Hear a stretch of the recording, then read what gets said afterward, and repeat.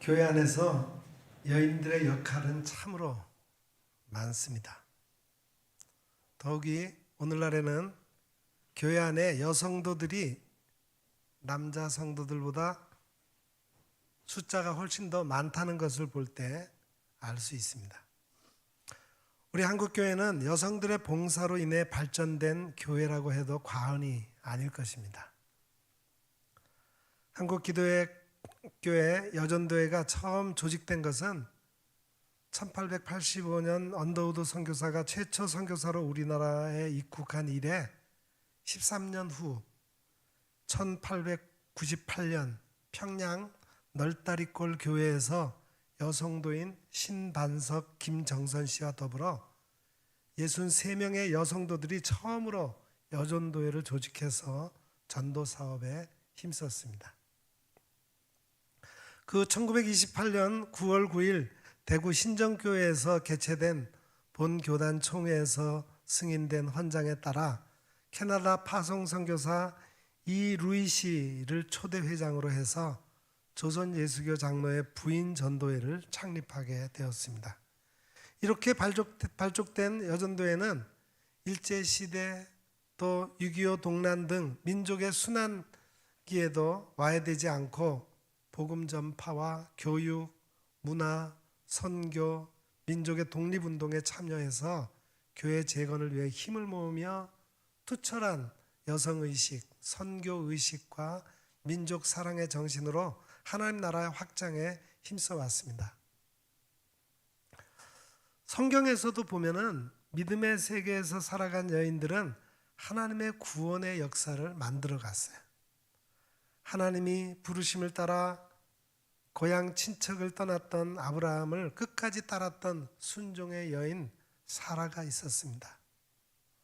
먹을 것 입을 것 없었던 고통의 세월 속에서 여인의 몸으로 잘 이겨 놀라운 가문을 이룬 시모 나오미와 며느리 룻이 있었습니다. 태어난 아기가 하나님이 주신 선물임을 깨닫고 죽음을 무릅쓰고 모세를 민족의 지도자로 키운 지혜의 여인 요게벳이 있었습니다. 하나님께서 서원하여 얻은 아들 사무엘을 하나님께 온전히 드린 한나가 있었습니다. 죽으면 죽으리라는 각오로 민족을 살린 여인 에스터, 또 예수님 당시 예수님을 따라다니며 예수님을 도왔던 갈릴리의 여인들, 예수님의 죽음을 준비하여 옥합을 깨뜨려 보았던 베다니 마을의 마리아와 마르다, 죽을 목숨을 다하여 복음의 진보를 위해 사도 바울을 도왔던 충성된 여인 베베와 브리스가, 그리고 이 시대의 한 가정을 지키는 믿음의 여인들, 또 교회의 충성스러운 여인들, 그 모든 손길이 헛되지 않으며 그 하는 일에 하나님께서 복을 주시리라 믿습니다. 변함없이 가정과 교회와 사회에서 수고하시는 여전도회 모든 성도들의 수고로 가정과 교회에서 많은 열매를 맺게 될 줄 믿습니다. 그 열매가 여러분들에게 돌아가고 행한 일로 인하여 많은 칭찬이 있기를 바랍니다. 오늘은 드보라라고 하는 여인의 이야기입니다. 성경에 나타난 여인 중에 가장 용감한 여인을 꼽는다면 누구나 드보라를 꼽습니다.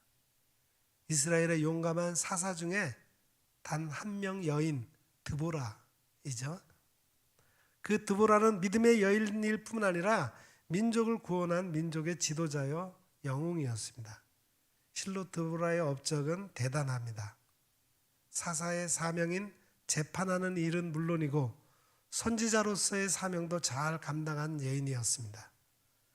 그 능력은 물론 주님이 주신 것입니다. 주님이 쓰신 여인의 신앙적 특성은 무엇인지를 살펴보면서 주님이 쓰시는 여전도의 모습을 찾고자 합니다. 첫째로 주님이 쓰시는 여전도회가 되기 위해서는 하나님의 명령을 들을 줄 아는 여전도회가 되시기를 바랍니다. 이스라엘의 사사는 사사로 부름받기 전에는 평범한 사람에 불과했어요. 그럼에도 불구하고 쓰임받은 드보라를 비롯한 사사들의 특징은 모두가 하나님의 음성을 들을 줄 알았다는 것입니다. 하나님의 종들이 하나님의 음성을 듣지 못한다면 이미 그 사명은 끝이 난 겁니다. 제사장 엘리도 말년에 주님의 음성을 듣지 못했고 오히려 사무엘이 음성을 들었습니다. 주님의 쓰임을 받으려면 주님의 음성을 들을 줄 알아야 합니다. 이사야 55장 3절에 너희는 귀를 기울이고 내게 나와 들으라. 그리하면 내 영혼이 살리라 그랬습니다.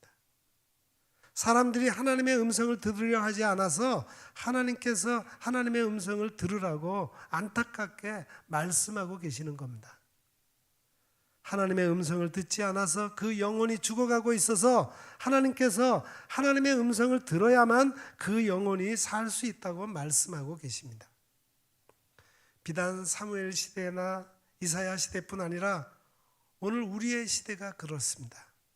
여호와의 말씀이 희귀하여 이상이 흔히 보이지 않습니다. 하나님의 음성에 귀를 기울이지 않아서 그 영혼이 메말라 죽어가고 있습니다. 자신이 그리스도인이라 생각하는 사람들은 참 많습니다. 교회에 출석하는 사람들도 많습니다.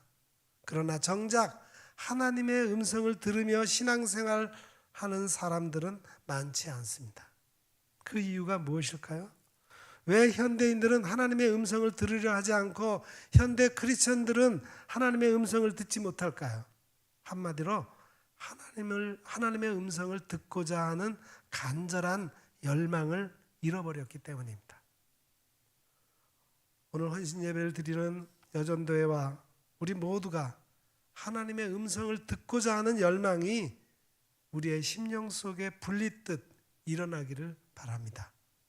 그런데 실제로 우리가 하나님의 음성을 듣고 싶어도 방법을 몰라서 듣지 못하는 경우가 많습니다. 간단하게 하나님의 음성을 들을 수 있는 방법을 말씀드리겠습니다. 첫째, 이 성경 말씀을 늘 묵상하시기 바랍니다. 성경은 하나님의 말씀을 기록해 놓은 책이죠. 하나님께서는 이 성경을 통해서 우리에게 가장 확실하게 말씀하십니다. 이 말씀을 묵상할 때 하나님의 음성을 들을 수 있습니다. 묵상이라는 단어는 영어로 메디테이션이라고 합니다. 이 말은 약이라고 하는 영어의 메디신이라는 단어와 어원이 같습니다. 메디켈루스라고 하는 단어에서 나왔어요. 마치 약이 우리 몸에 들어와서 온 몸에 퍼져 약효를 내듯이 하나님의 말씀이 우리 심령 속에 들어와 우리 온 심령 속에 퍼져가면서 영향을 미쳐가는 것을 말합니다. 구체적으로 묵상하는 방법은 오늘 내게 주신 말씀을 깊이 심령 속에 받아들이는 것입니다. 내 심령 속에 들어온 그 말씀을 성령님의 인도를 따라 마치 되새김질 하듯이 생각하고 또 생각하면서 깨달음을 찾아가는 것입니다. 그리고 그 깨달음을 받아 삶에 적용해 가는 겁니다. 그래서 여러분 다음 세 가지 질문에 답을 해보시기 바랍니다. 첫째는 성령님, 본문 말씀을 통해서 저에게 무엇을 말씀하시기 원하십니까? 성경 구절을 읽으면서 그 구절이 하나님의 말씀이 되어 내게 지금 뭐라고 말씀하시는지 듣기를 힘쓰는 거예요.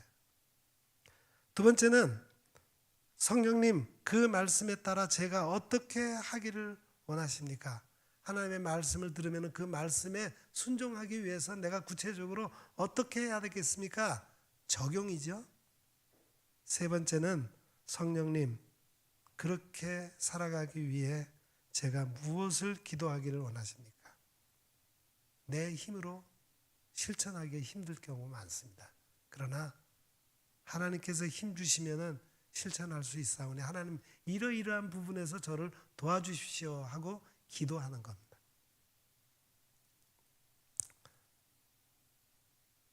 두 번째 하나님의 음성을 듣는 방법은 설교를 경청하시기 바랍니다. 설교는 하나님의 말씀이 선포되는 것입니다. 하나님께서 주의 종을 통해 전하시고자 하시는 말씀을 선포하십니다. 이 말씀을 잘 경청할 때 하나님의 음성을 들을 수 있습니다.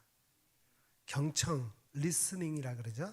이것은 단순한 히어링, 청취와는 다릅니다. 집중해서 듣는 거예요. 외면의 말을 듣는 것이 아니라 내면의 마음을 읽는 것을 말합니다. 설교를 경청한다는 것은 설교를 통해서 하나님의 마음을 읽는 거예요. 하나님께서 내게 바라시는 것이 무엇인가, 내게 하지 말라고 하시는 것은 무엇인지, 적극적으로 하라고 하시는 것은 무엇인지 헤아려 보는 것을 말합니다. 하나님께서 내게 하시는 말씀이 무엇인지를 찾아보는 것입니다. 세 번째 방법은 기도 중에 세미한 음성을 들으시기 바랍니다.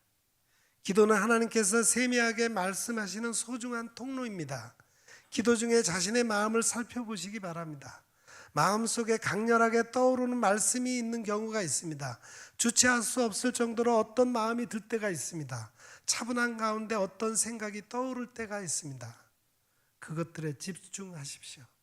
성령님의 도우심을 구하십시오. 그리고 분별하십시오. 하나님께서 주시는 마음인지, 내 간절한 바람인지, 아니면 사탄이 던져놓은 마음인지 성령의 도우심으로 확신이 들고 마음의 평안이 찾아오면 그 마음을 붙들고 더 간절히 기도하시기를 바랍니다. 네 번째 방법은 환경을 살펴보는 것입니다. 때때로 하나님께서 환경을 통해 말씀하십니다. 내 주변에 일어나는 일들을 통해서 말씀하십니다. 특별히 기도했던 내용을 되새기면서 환경을 주목하시기 바랍니다.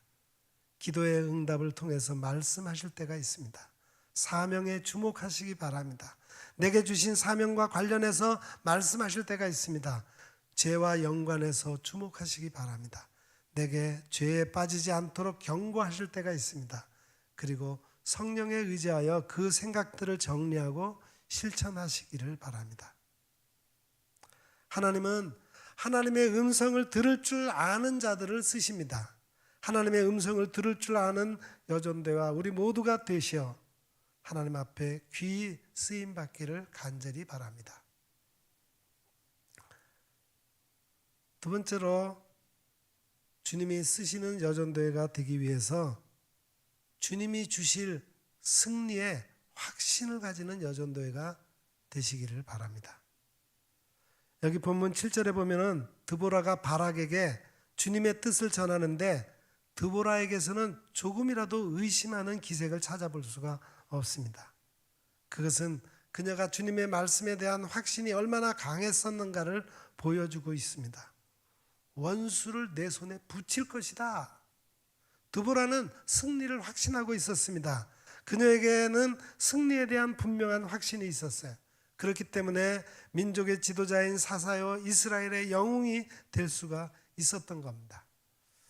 인간의 역사는 전쟁의 역사라고 해도 전혀 틀린 말은 아닙니다. 인류가 시작된 이래로 끊임없이 전쟁이 있었습니다. 뿐만 아니라 우리 인간은 매일매일 여러 가지 전쟁을 치르고 있습니다. 그것은 개인적인 전쟁에서부터 나라와 나라 간의 전쟁, 그리고 영적인 전쟁에 이르기까지 그 종류도 무수히 많습니다. 우리의 삶 속에서는 온갖 종류의 전쟁이 있습니다. 이러한 삶 속에서 일어나는 여러 가지 전쟁에서 승리하는 비결이 무엇일까요? 그것은 모든 전쟁은 여호와께 속한 것이요 하나님께서 승리하게 해주실 것을 확신하는 것입니다. 다윗도 승리를 확신한 자입니다.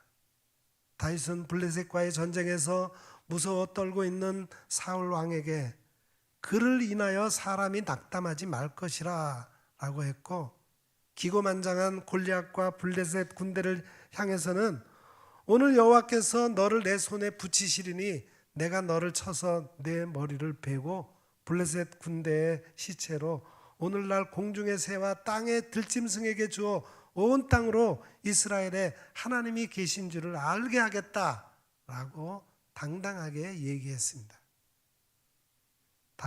다윗은 싸우기 전에 이미 승리를 확신했고 승리를 선언했습니다. 이것이 믿음입니다. 싸우기도 전에 벌써 패배를 생각하고 포로되는 것을 생각하고 죽는 것을 생각한다면 이미 지고만 싸움이에요. 다윗은 골리앗과 직접 대결하기 전에 골리앗을 쓰러뜨리고 그 목을 벨 것이라는 확신을 갖고 있었습니다. 물리적인 힘보다는 정신적인 힘이 더 강하고 정신적인 힘보다는 신앙의 힘, 영적인 힘이 더 강한 법입니다. 신앙의 힘은 그 어떤 것도 당해낼 수가 없습니다. 무엇보다 예수님 안에 있으면 우리는 늘 승리할 수 있습니다.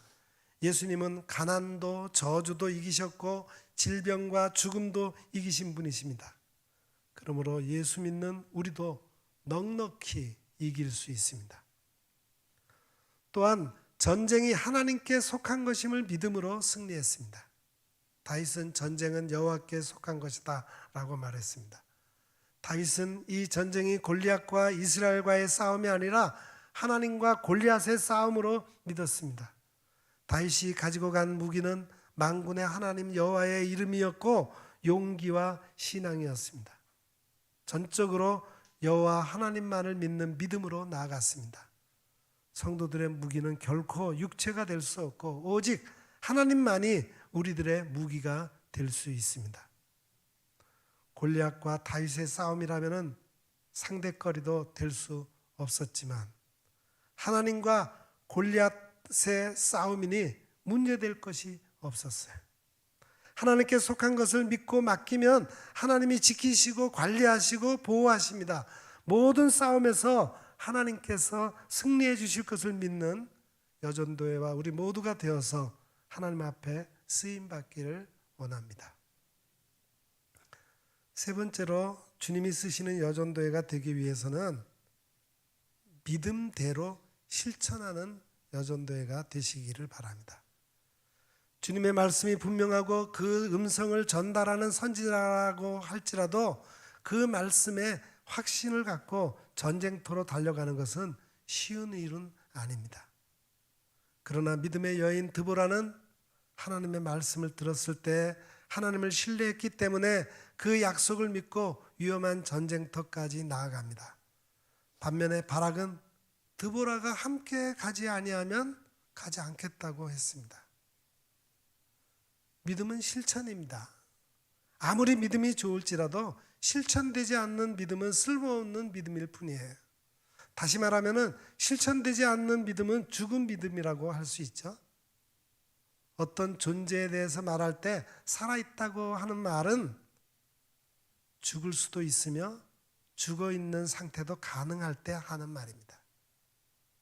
생물체에만 적용하는 것이 아니라 비사물에게도 은유적인 표현으로서 살아있음과 죽음을 말하게 됩니다. 야고보는 영혼 없는 몸이 죽은 것 같이 행함이 없는 믿음은 죽은 것이라 했습니다. 흔히들 로마서나 히브리서가 강조하는 믿음과 야고보서의 행함이 서로 대치되는 듯이 생각하지만 오히려 상호 보완적 완성도를 높이는 말씀입니다. 히브리서는 구약의 인물들을 예로 들어가면서 살아있는 믿음을 새롭게 정의하고 있습니다. 히브리서 11장 1절에서 믿음은 바라는 것들의 실상이요 보지 못하는 것들의 증거라 말했습니다. 믿음은 보이지 않는 것을 실제로 존재하는 것으로 받아들이는 것이고 구원을 얻게 하는 믿음은 율법이 요구하는 것을 지키는 행위와 대조가 되는 것입니다. 우리가 이런 진리를 잘못 이해하면 믿음은 본질적으로 추상적인 개념으로만 인식해서 삶 속에서 행위의 열매 없이, 즉 구체적인 행동을 배제하고라도 구원에 이르는 믿음을 가질 수 있는 것으로 오해하게 됩니다. 예를 들면 어쩔 수 없는 환경 속에서 마음은 그렇지 않으나 현실적으로는 어쩔 수 없어서 예수님을 부인합니다. 그리고 이렇게 말합니다. 마음은 원이로되 육신이 약해서 주님은 아신다. 그때 나의 형편을. 야고보 사도가 말하는 믿음은 하나님을 개념적으로 받아들일 뿐만이 아니라 그 하나님의 뜻을 따라서 구체적으로 순종하는 것이며 그 순종은 말이나 생각으로만 하는 것이 아니라 하나님과 사람 앞에서 구체적인 행동으로 나타내는 것을 의미합니다. 우리의 믿음이 신실하다는 것은 행함으로만 증명될 수 있습니다. 우리는 사랑한다 말하면서 사랑이라는 명목하에 괴롭히는 경우가 있습니다. 진정한 사랑 아닙니다. 사랑은 마음으로 사랑의 가슴을 가져야 합니다. 뿐만 아니라 사랑의 행위도 있어야 합니다. 강요나 압력에 의해서가 아니라 사랑하기 때문에 즐거움으로 사랑을 표현해야 하고 사랑을 나타내야 합니다. 그렇듯이 참된 믿음은 행함과의 관계에서 사랑을 늘 동반합니다. 믿음의 사람은 예수 그리스도의 이름으로 이웃과의 사랑의 역사가 있습니다. 우리의 이웃은 우리의 남편이거나 아내일 수도 있으며 우리의 자녀일 수도 있고 우리의 형제일 수도 있으며 나란히 함께하고 사는 이웃일 수도 있습니다. 그리고 참된 믿음은 살아있는 행위를 그 모든 이웃에게 보여주는 겁니다. 성경에서 야고보 사도는 두 가지 믿음의 형태를 염두에 두고 있습니다. 그중 하나는 교회에 출석하고 성경을 알며 교리를 인정하지만 진정한 믿음의 생활이 없는 형식적인 믿음을 염려하고 있으며, 둘째는 중심으로 믿고 거듭나서 그리스도와 영적으로 하나가 되어서 지적인 믿음과 실천적인 믿음이 하나로 일체화되는 것을 말합니다. 형식적인 믿음을 죽은 믿음이라고 했고 실천적인 믿음을 살아있는 믿음이라고 한 것입니다. 믿음과 행위는 불가 분리의 관계이며 참된 믿음은 봉사와 선행으로 나타나는 실천적인 것입니다. 말씀과 성령의 내적인 변화가 없는 외형적 믿음의 허구성을 구체적으로 지적하고 있는 거예요. 믿음은 사랑으로 입증되며 행함으로 입증됩니다. 이처럼 살아있는 믿음을 가져야 가치가 있습니다. 여러분의 삶에 언제나 생명력이 넘치기를 원한다면 살아있는 믿음을 가지고 살아야 합니다. 살아있는 믿음은 마음으로 믿을 뿐만 아니라 믿는 대로 행동하는 삶입니다. 믿기 때문에 믿음이 삶 속에서 배어나와 변화된 삶이 자연스레 나타납니다. 오늘날 갈수록 사람들의 믿음이 관념적으로 되어가고 있습니다. 믿음의 행동이 사라지고 있습니다. 사람들 중에는 성경 지식을 많이 아는 것으로 그것이 믿음인 줄 오해하는 사람이 많습니다. 설교를 듣고 하나님의 뜻이 무엇인지 깨닫는 것으로 만족하는 사람이 많습니다. 성령의 감동을 받아 강한 도전을 받는 것으로 하나님을 체험했으니 되었다고 생각합니다. 하나님께서 말씀을 통해 깨닫게 하시고 성령님을 통해서 도전을 주시는 목적은 여러분을 변화시키고자 하심입니다. 그러므로 믿음을 행동화해야 합니다. 받은 감동에 이끌려 실천해야 합니다. 여러분 안에서 말씀하시는 주님의 음성에 즉각 순종해야 합니다. 이것이 여러분 안에 믿음이 있다는 것을 입증하는 유일한 방법입니다. 어떤 농부가 어느 날 아침 일찍이 일어나서 창문을 활짝 열어보고는 깜짝 놀랐어요. 왜냐하면 담장 가득 메운 나팔꽃들이 화려하게 피어나 있기 때문입니다. 전에 보지 못했던 황홀한 꽃을 바라보면서 혼자 중얼거렸어요.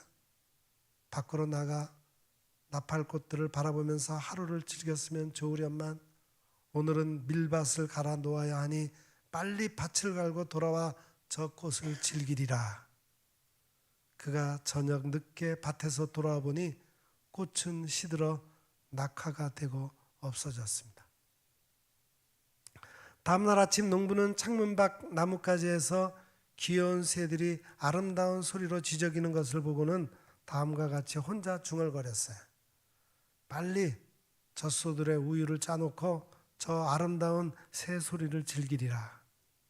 농부가 일을 마치고 돌아와 보니 새들은 다른 곳으로 날아가 버리고 말았습니다.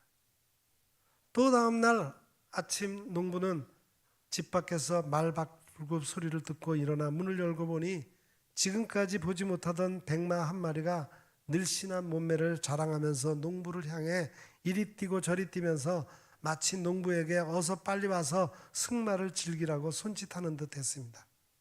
농부는 오늘은 빨리 나가 동편에 있는 울타리를 수리해 놓고 저 훌륭한 백마를 타며 즐겨보자 하고는 급히 일하러 나갔습니다.